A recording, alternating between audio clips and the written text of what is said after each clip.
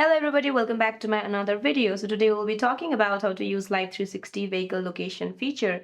So to use this feature, what you're going to have to do is you have to enable it through your in-app settings. Go to your Life360 app and then tap on settings, which is at the top left corner of your screen.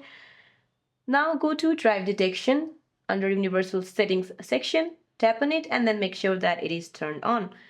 The next what you can do is to view the location, tap on the person's icon on the map to see their current location in real time. Now, tap the safety tab to see the top speeds, rapid acceleration, and hard braking reports for each trip.